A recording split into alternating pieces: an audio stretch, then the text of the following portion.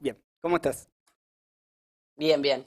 Bien, el impacto del COVID en el mundo no parece tener un final muy cercano. Bien, América Latina incluso en este momento es de las regiones más afectadas, si no la más afectada. En Médicos Sin Fronteras, ¿cuáles son las medidas y las políticas que consideran que podrían ayudar a enfrentar más rápidamente esta pandemia?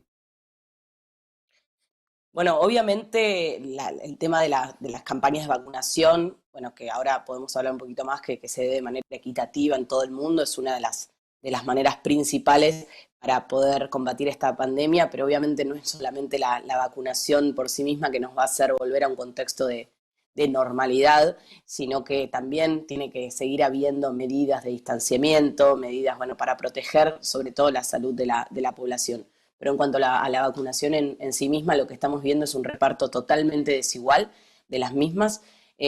A la semana pasada se habían dado 825 millones de dosis en todo el mundo, o sea, un 11% de la población mundial, pero el 83% de esas vacunas fueron a parar a países ricos o de renta media alta y solo el 0,1% fueron a países pobres. Bueno, esto a nosotros nos preocupa como Médicos Sin Fronteras y también a nivel mundial nos parece o creemos y estamos convencidos que la pandemia no va a terminar para nadie, sino se termina para todas las personas del mundo.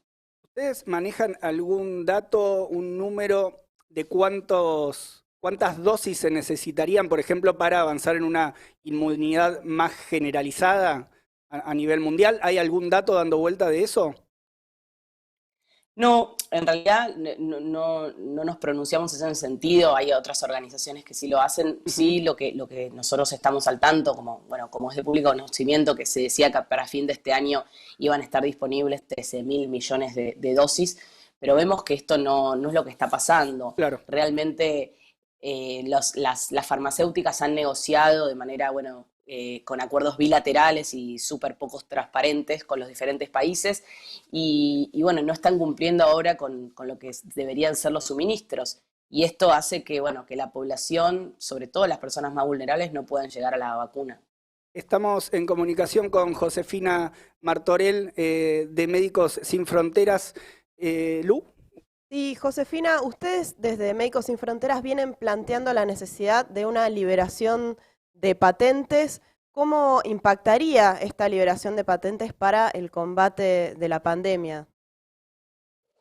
Bueno, nosotros lo que estamos haciendo es apoyando una petición que en realidad fue hecha ante la Organización Mundial de Comercio en octubre del año pasado por India y por Sudáfrica y que ya tiene el apoyo de más de 100 países bueno, que están a favor de esta exención. Entonces, ¿qué pasaría? Pasaría si se adopta esta propuesta, los países pueden optar por no otorgar, hacer cumplir digamos, no aplicar las patentes y otro tipo de exclusividades, y bueno, esto va a facilitar una mayor producción y va a haber un mayor suministro en todo el mundo, más allá de que los precios van a ser menores. Pero en este caso no estamos hablando tanto de los precios de la vacunación, sino sobre todo del poco acceso porque no hay vacunas disponibles. ¿Y qué tiene un diagnóstico de qué es lo que está impidiendo que se avance en ese sentido?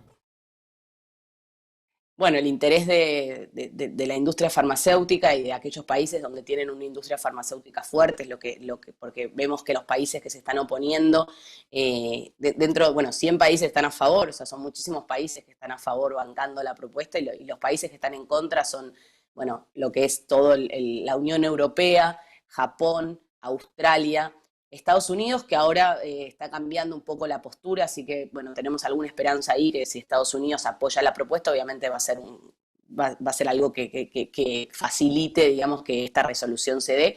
Y también más cerca aquí, también Brasil está en contra. Esa resolución de Estados Unidos se está esperando para el mes de junio. Hay nueva reunión de la OMC.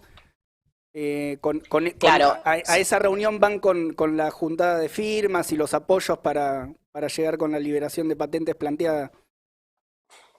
exactamente, o sea, la próxima reunión donde se va a hablar de esta liberación de patentes o la exención de estas patentes, también lo decimos, es de manera temporal, nosotros no pedimos que ocurra para siempre, entendemos, bueno, la lógica de la industria farmacéutica, más allá de que no la apoyamos, pero sí que se suspenda de manera temporal hasta que se acabe la pandemia. Entonces, en marzo se juntaron, 10 y 11 de marzo no llegaron a un acuerdo, las resoluciones en general en la OMC se toman por consenso de todos los países y no se pudo llegar a este consenso, entonces se pospuso las negociaciones, digamos, y las discusiones para junio.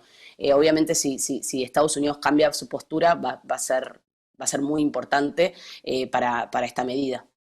Vos planteabas que también los países donde hay más producción de vacunas que tienen las patentes están jugando un rol ahí como freno, digamos, por el momento al menos.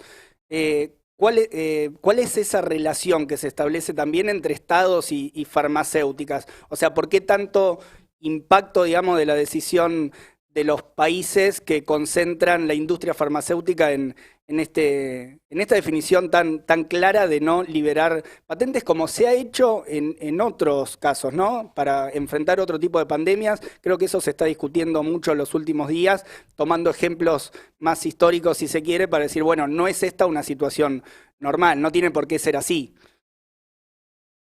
Exactamente, sí. Primero, bueno, te contesto la segunda, que con respecto a levantar las patentes se hizo bueno, algunas otras veces, pero el ejemplo más reciente fue hace 20 años con la epidemia de VIH-Sida, donde se levantó y se permitió a varios países, o a los países que podían hacer genéricos, digamos, los medicamentos genéricos fueron los que salvaron finalmente millones de vidas en los países en desarrollo.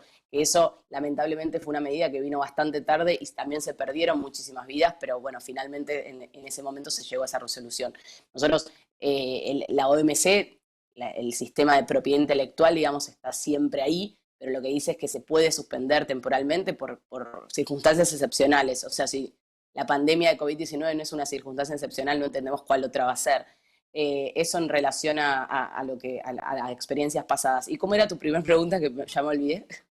La relación entre los estados y las farmacéuticas, claro, porque los estados tienen un voto ahí también, pero están, digamos, muy pegados ahí a la resolución y a un lobby, me da la impresión, pero ¿cómo la ven ustedes? No, totalmente. Es un poco lo que vos decís. Hay un lobby farmacéutico muy fuerte en algunos países. Ese lobby lo que hace es presionar a los estados, a los gobiernos, a que bueno, mantengan los intereses y el lucro de unos pocos. Las farmacéuticas, como cualquier empresa, quieren maximizar sus ganancias. Es algo que no sé si está bien o está mal, eso no me voy a poner a opinar, pero sí que los estados tienen que poner un límite, ¿no? Entonces, como que tiene que primar la salud pública global. En el caso de los países más poderosos o donde la industria farmacéutica es más poderosa, bueno, se ven obstaculizados por el propio lobby. Y no es en los países que por ahí, porque vos hablabas de la producción tal vez no está en los mismos lugares donde están las sedes de las industrias farmacéuticas, porque la mayoría de la producción está en India, está en China, y no son esos. De hecho, India es el país que está promoviendo y fue el primer país que levantó esta petición. Estamos hablando con Josefina Martorell, es directora general de Médicos Sin Fronteras para América del Sur de habla hispana. Y yendo también a la producción y al plano local, ¿ustedes tienen alguna valoración o qué valoración haces vos de lo que es este incumplimiento por parte de AstraZeneca con respecto a el acuerdo con Argentina para entregar 22 millones de dosis en nuestro país? Y bueno, me parece que más a nivel, no hablo nada más de nuestro país en general, porque también nos preocupa muchísimo de los países donde estamos trabajando, donde no se están cumpliendo todos esos acuerdos que se habían llegado. Por ejemplo, el mecanismo COVAX, que es el sistema por el cual los países más pobres van a poder acceder a ciertas dosis y no están accediendo, no están llegando. Entonces, la verdad que, de nuevo, los estados se tienen que poner muchísimo más firmes, los estados tienen esa potestad de cambiar las cosas. Obviamente, por ejemplo, si se levantasen las patentes, podría haber una transferencia de tecnología y muchísimos laboratorios podrían empezar a producir esas vacunas y claramente, bueno, la pandemia terminaría mucho antes. Entonces, lo que a nosotros nos parece, en nuestra valoración, es que los estados realmente tienen que hacer valer su potestad y los recursos que tienen porque ellos fueron los mismos estados, y esto, bueno, no es exactamente la pregunta, pero realmente me parece que es importante decir que en el caso de la pandemia fueron los estados-nación quienes adelantaron la mayor parte de los fondos para la investigación y desarrollo de estas vacunas. Entonces, y después la industria farmacéutica realmente está un poco haciendo lo que quiere, estamos un poco a merced de la industria farmacéutica. Josefina Martorell, directora general de Médicos Sin Fronteras para América Latina.